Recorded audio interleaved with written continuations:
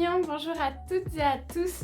Aujourd'hui, comme promis, on va parler un petit peu pratique. Vous l'avez vu dans le titre, on va parler de la préparation de votre futur voyage en Corée, que ce soit pour cette année ou même pour plus tard, en fonction de la situation sanitaire bien sûr. Donc tout d'abord, on va parler des démarches qu'il faut effectuer pour partir, les réservations, billets d'avion, hôtel, le calcul du budget et aussi quelques infos pratiques qui vous seront utiles lors de votre séjour. Je vais parler plutôt de la partie préparation et les petites choses qu'il faut savoir quand vous arrivez sur place. Par contre, petit disclaimer, je ne vais pas parler de la situation sanitaire parce que c'est beaucoup trop compliqué. Les règles changent constamment, vous le savez, vous voyez ça sur les réseaux. Donc je vais vous mettre quelques petites infos, des liens vers des pages qui regroupent l'ensemble des informations. Comme ça, si vous vous posez des questions, vous pourrez trouver quelques réponses ici. Alors, premier point, quand partir et combien de temps partir? C'est une question que je reçois absolument tout le temps. Si vous êtes flexible, moi je vous conseille de partir soit le printemps ou l'automne. Ce sont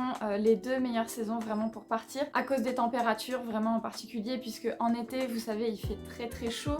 Je sais que beaucoup de personnes sont disponibles uniquement pendant les vacances d'été, donc ça se fait, il y a aussi beaucoup d'activités à faire. Mais voilà, si vous voulez vraiment passer un voyage agréable, moi je recommande vraiment l'automne, pour moi c'est la saison idéale. Les températures sont parfaites, les couleurs sont incroyables et il y a aussi pas mal de festivals, de trucs de musique et tout, donc c'est vraiment pour moi la meilleure période pour partir. Donc grossièrement, vous pouvez partir entre fin septembre et mars pour être tranquille, et en plus c'est les périodes où les billets coûtent un peu moins cher, en évitant l'hiver bien évidemment. En termes de durée de séjour, c'est un peu difficile parce que ça dépend de vos vacances, si vous avez le temps de partir. Moi je recommande dans l'idéal 3 semaines, si possible 1 mois, avec une semaine complète à Séoul, voire 10 jours en fonction de la durée totale. Et comme ça après vous aurez le temps de pouvoir aller dans d'autres villes de Corée, voire même Jeju, pourquoi pas. Donc voilà, moi je dis à peu près 3 semaines, c'est l'idéal. Et puis si vous comptez seulement faire Séoul, à peu près 10 jours, 2 semaines, c'est bien, mais sachez que vous aurez aussi le décalage horaire, il faut se remettre si c'est la première fois que vous voyagez, donc prenez ça en compte. Alors ensuite, parlons des trucs un petit peu moins fun, mais super importants pour partir, ce sont les démarches. Donc le premier point, c'est le passeport. Vous savez qu'il faut un passeport valide pour pouvoir voyager, et je crois qu'il faut qu'il soit valide à peu près 6 mois après votre retour. Je suis pas sûre de cette info, donc vérifiez. Mais en tout cas, si vous n'en avez pas encore, prenez le temps de le faire bien en avance, parce que vous savez, en France, les démarches... ça peut prendre un temps de fou, donc ça serait dommage de ne pas pouvoir partir parce que vous n'avez pas encore reçu le passeport à 2-3 jours près quoi. En ce qui concerne le visa, les visas, je vais pas détailler ici parce que c'est pas le sujet de cette vidéo. Là on parle vraiment d'un séjour touristique. Je crois que Laurent Cassia vient tout juste de sortir une vidéo au sujet des différents types de visas, mais je vais quand même vous mettre un petit lien d'infos en description si vous avez besoin de ces infos là. En tout cas, sachez que pour venir en tant que touriste, pour un séjour touristique en Corée, vous n'avez pas besoin de visa. Vous avez une autorisation de séjour de 90 jours maximum. Et le dernier point, c'est une petite nouveauté qui date de septembre dernier, si je me trompe pas. C'est le KETA, je sais pas trop comment ça se prononce. En tout cas, c'est une autorisation d'entrée sur le territoire coréen. C'est un petit document qu'il faut payer. Ça coûte 10 000 won, je crois, donc c'est vraiment pas cher. Donc pas d'inquiétude, c'est un truc qui se fait hyper facilement et rapidement par le biais du site internet. Pareil, je vous mets le lien en description. Surtout, n'oubliez pas, je crois qu'il y a un minimum, je crois que c'est 24 heures avant le départ, donc faites attention à ça. Personnellement, je le ferai quelques jours avant pour être sûre, on sait jamais. Mais voilà, pensez-y parce que sinon vous pourrez pas entrer sur le territoire. Donc c'est vraiment un document très important. En dehors de ces 3 choses-là, vous n'avez besoin de rien de particulier. Pas besoin de vaccination non plus. Je ne parle pas du Covid, je ne crois pas que la vaccination soit obligatoire pour venir sur le territoire. En tout cas, vous aurez des difficultés à vivre ici si vous n'êtes pas vacciné, parce que les accès sont vachement restreints.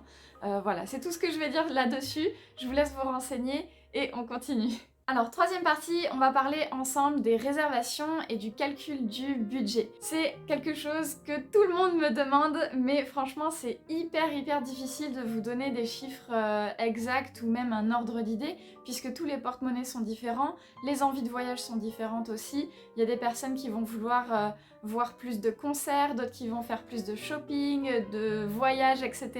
Donc c'est vraiment très difficile. Donc ce que je vous recommande, c'est de prendre un petit peu chaque élément et de découper pour voir à peu près la somme dont vous auriez besoin pour ces choses-là. Donc on va essayer de découper ça en plusieurs petites sous-parties. En premier, on va parler du billet d'avion, puisque le billet d'avion et l'hôtel, ce sont vos deux plus grosses dépenses pendant le séjour. Donc le billet d'avion, ça dépend la période à laquelle vous partez. La période vraiment très forte, c'est l'été. Là, les billets sont entre 800 et 1000 euros. Par contre, si vous partez plutôt en basse saison, vous aurez des billets parfois à 500, 600 euros, c'est possible. Il faut chercher en fonction aussi des compagnies. Donc moi, ce que je vous recommande, c'est d'utiliser un comparateur de vol, quelque chose comme Skyscanner. Vous regardez un petit peu les différents jours de départ, les tarifs, et une fois que vous avez trouvé un vol qui vous intéresse, vous allez directement réserver sur le site de la compagnie aérienne. C'est ce que je vous recommande parce que déjà vous éviterez quelques commissions et en plus de ça, ça sera mieux garanti au niveau du séjour. Si vous avez un problème de retard, etc., vous pourrez voir ça directement avec la compagnie, donc pensez-y. Alors il y a aussi des petites astuces quand on veut réserver les billets d'avion. Il me semble que le mardi et le jeudi, vers 4h du matin, quelque chose comme ça, dans la nuit, les tarifs sont plus bas. Moi, c'est ce que j'avais fait pour un de mes voyages et c'est vrai que j'avais trouvé un billet vraiment pas cher parce que c'est le moment où je crois qu'ils recalculent les tarifs. Enfin voilà, je veux pas dire de bêtises. En tout cas, pour les compagnies que je recommande, moi, ma number one, c'est Korean Air. Deuxième Air France et après pourquoi pas Air China aussi. Mais ça dépend si vous êtes prêt à faire des escales pour vos différents vols. Moi je suis pas trop escale donc j'essaie d'éviter ça au maximum, sachant que je pars déjà de Bordeaux. Donc j'ai au minimum une escale à faire et des fois ça peut être très long. Donc vérifiez aussi bien les horaires que vous avez pour les escales. Je pense que 2 heures, c'est pas mal. 1h, 1h30 parfois c'est juste parce que ça dépend si l'avion arrive à l'heure, etc. Donc pensez à ce petit détail là. Alors ensuite, en ce qui concerne l'hébergement, je vais pas vous redonner tous les détails parce que j'ai déjà fait une vidéo là-dessus il y a quelques semaines. Donc vous avez 3 options possibles pour votre séjour. L'auberge de jeunesse, guest house, hôtel et Airbnb. À savoir que ce qui va coûter le moins cher, bien sûr, ce sont les auberges de jeunesse. Vous pouvez trouver des nuits pour vraiment pas cher. Genre 15 € la nuit, même parfois moins. Ça dépend des conditions dans lesquelles vous voulez séjourner. On a fait un petit peu avec mes amis et moi toute seule à Séoul et à Busan et les conditions sont vraiment pas mal. Après, il faut être prêt à partager la chambre et la salle de bain, les toilettes avec des inconnus. Si vous êtes prêt à ça pour pouvoir économiser sur votre budget, ça se fait. Sachez aussi que si vous partez entre copines, certaines auberges ont des chambres privatives à l'intérieur. Donc vous aurez seulement à partager l'espace commun et la salle de bain. Donc ça peut être une bonne option aussi d'entre-deux pour les petits budgets. Sinon, pour ce qui est des hôtels, bon bah il y a un petit peu tout. Et Airbnb, ça commence à partir de, je dirais 40 € si vous voulez pas avoir un truc vraiment pourri. Ce qu'il y a de bien par contre avec Airbnb, c'est que en Corée, vous savez, il y a les digicodes sur les portes. Et du coup, vous avez quasiment pas besoin d'entrer en contact avec le propriétaire, sauf au moment de la réservation. Il va vous donner le code et vous aurez juste besoin de rentrer comme ça dans l'appartement. Donc ça peut être une solution pas mal aussi pour votre séjour. Pour le choix de votre appartement, je vous laisse regarder les critères, ça dépend ce que vous voulez. Si vous voulez avoir accès au petit déjeuner par exemple, pour moi c'est hyper important, je peux pas partir sans avoir déjeuné, donc ça fait partie de mes critères. Et ensuite j'aime bien que le logement soit à proximité des transports, parce que clairement pendant les vacances j'ai pas envie de galérer à prendre un bus pour rejoindre le métro, etc. Donc essayez de voir ça aussi. Alors justement, on va parler des transports. Donc pour vos déplacements quotidiens à travers Séoul ou même les autres grandes villes de Corée, vous aurez besoin de ce qu'on appelle la T-Money. Donc c'est la carte de transport. Celle-ci, elle est édition Solal. En fait, c'est une carte que vous pouvez charger pour vos déplacements. Il y a des bornes à l'intérieur des stations dans lesquelles vous glissez des billets et ça permet de charger votre carte. Ça réduit légèrement, je crois, crois, le coût des trajets. Donc faut savoir qu'un trajet c'est 1250 won et ensuite vous avez des petits surplus qui s'ajoutent en fonction de la distance que vous parcourez à travers la ville. Et cette carte s'utilise en fait, moi je l'ai utilisée déjà à Séoul, Busan, je crois à Gangneung aussi dans le bus je l'avais utilisée. Donc voilà, elle s'utilise vraiment un petit peu partout. Donc pensez-y parce que c'est vraiment ultra pratique au quotidien. Ça vous évite d'acheter un ticket à chaque fois que vous voulez prendre le métro. Donc voilà, c'est vraiment super utile. Ah oui, et j'ai failli oublier, donc elle s'achète dans les convenience stores, donc vous savez les 7-Eleven, CNU, etc. Donc vous pouvez même en acheter une dès votre arrivée à l'aéroport. Et ensuite vous pouvez aussi l'utiliser dans les taxis. Donc ça peut être vraiment super pratique si votre carte passe pas ou si simplement vous voulez utiliser la T-Money pour le taxi.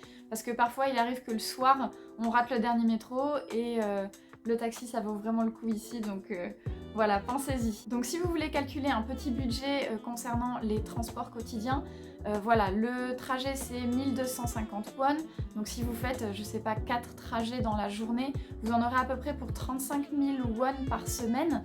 Donc voilà, il faut vraiment l'inclure à votre budget. À ça, pensez aussi à ajouter le tarif des bus et des trains que vous allez prendre. Si vous voulez vous donner un ordre d'idée, j'ai mis les liens pour le Korai et Kobus qui vous permettent de réserver directement en ligne, c'est en anglais, donc vous pouvez voir à peu près quels sont les tarifs pour les trajets que vous comptez faire. Et en plus de cette carte T-Money, je vous recommande de télécharger 2 applications dont j'ai parlé sur mon Insta.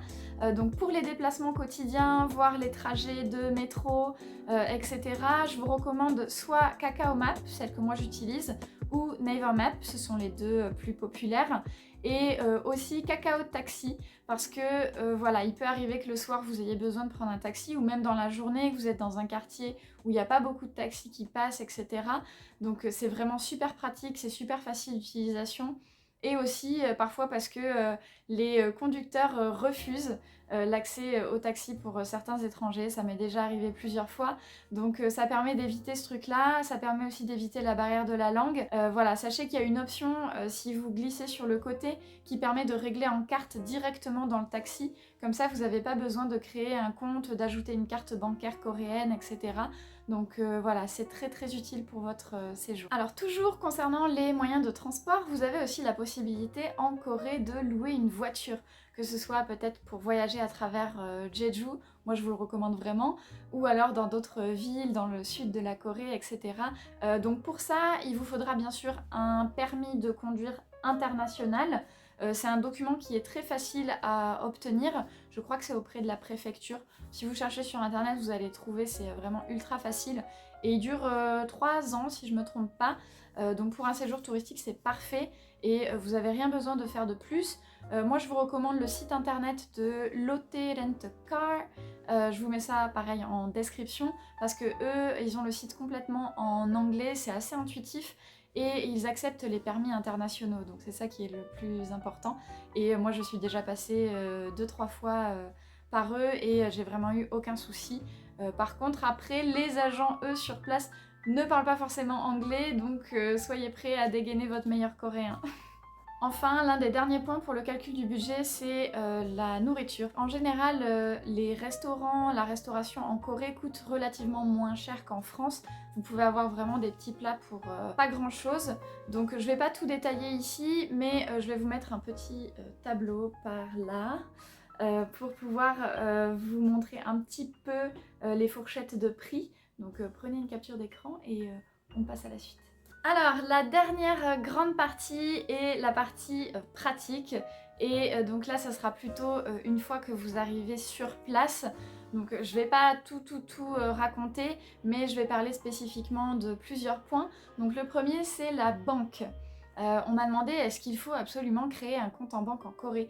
Alors sachez que si vous n'habitez pas ici, vous ne pourrez pas créer un compte en banque. Ce ne sera pas nécessaire de toute façon pour votre voyage. Par contre, vérifiez avec votre banque en France si vous n'aurez pas de soucis sur place parce que je me suis déjà retrouvée avec des copines qui étaient bloquées, qui n'arrivaient absolument pas à retirer de l'argent. Donc demandez à votre banque s'il n'y a pas de soucis, s'ils peuvent vérifier. Ah oui, et pour les personnes qui ont un peu peur de ne pas pouvoir retirer, une fois que vous êtes sur place, essayez les ATM qui sont généralement à côté ou même carrément à l'intérieur des convenience stores.